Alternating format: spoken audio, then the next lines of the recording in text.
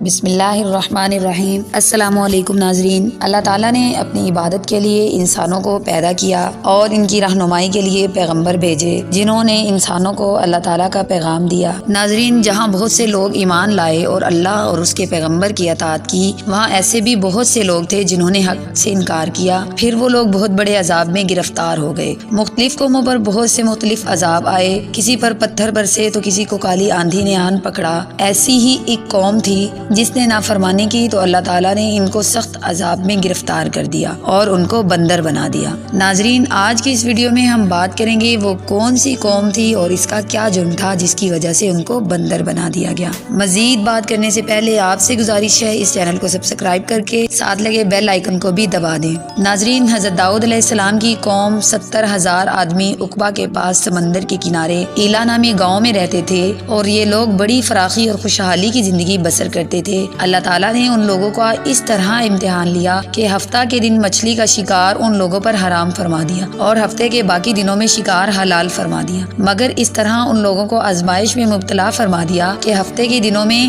بے شمار مچھلیاں آتی تھیں اور دوسرے دنوں میں نہیں آتی تھیں۔ تو شیطان نے ان لوگوں کو یہ ہیلا بتا دیا کہ سمندر سے کچھ نالیاں نکال کر خشکی میں چند حوض بنا لو اور جب ہفتے کے دن ان نالیوں کے ذریعے مچھلیاں حوض میں آ جائیں تو نالیوں کا منہ بند کر دو اور اس دن شکار نہ کرو بلکہ دوسرے دن آسانی کے ساتھ ان مچھلیوں کو پکڑ لو۔ ان لوگوں کو یہ شیطانی ہیلا بازی پسند آ گئی اور ان لوگوں نے یہ نہیں سوچا کہ جب مچھلیاں نالیوں اور حوضوں میں مقید ہو گئیں تو یہی ان کا شکار ہو گیا، تو ہفتے ہی کے دن شکار کرنا طے پایا جو ان کے لیے حرام تھا۔ اس موقع پر انہوں نے یہودیوں کے 3 گروہ بنا لیے۔ کچھ لوگ ایسے تھے جو شکار کے اس شیطانی ہیلا سے منع کرتے رہے اور ناراض و بیزار ہو کر شکار سے باز رہے، اور کچھ لوگ اس کام کو دل سے برا جان کر خاموش رہے۔ دوسروں کو منع نہ کرتے تھے بلکہ منع کرنے والوں سے یہ کہتے تھے کہ تم لوگ ایسی قوم کو کیوں نصیحت کرتے ہو جنہیں اللہ تعالیٰ ہلاک کرنے والا یا سخت سزا دینے والا ہے۔ اور کچھ وہ سرکش و نافرمان لوگ تھے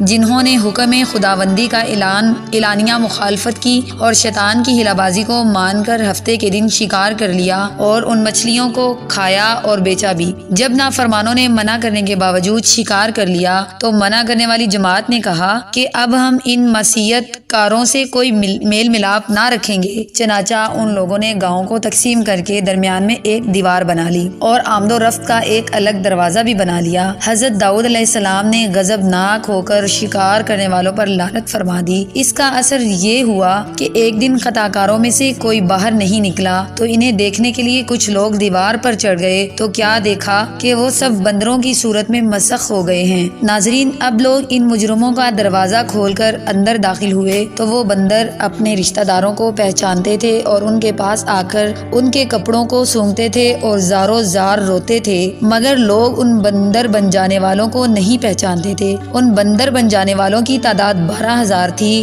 یہ سب 3 دن تک زندہ رہے اور اس درمیان میں کچھ بھی کھا پی نہ سکے بلکہ یوں ہی بھوکے پیاسے سب کے سب ہلاک ہو گئے۔ شکار سے منع کرنے والا گروہ ہلاکت سے سلامت رہا اور صحیح قول یہ ہے کہ دل سے برا جان کر خاموش رہنے والوں کو بھی اللہ تعالیٰ نے ہلاکت سے بچا لیا۔ ناظرین، کچھ اس طرح اللہ تعالیٰ نے اس قوم پر اپنا عذاب نازل فرمایا اور ان کے جرم کی ان کو سزا دی گئی۔ دعا ہے کہ اللہ تعالیٰ ہم سب کو نیک راستے پر چلنے کی توفیق عطا فرمائے، آمین ثم آمین۔ جی ناظرین، اگر اس ویڈیو کو دیکھ کر آپ کی معلومات میں اضافہ ہوا ہو تو اس کو لائک کر کے شیئر ضرور کریں اور کمنٹ سیکشن میں اپنی رائے کا اظہار ضرور کریں۔ Thanks for watching.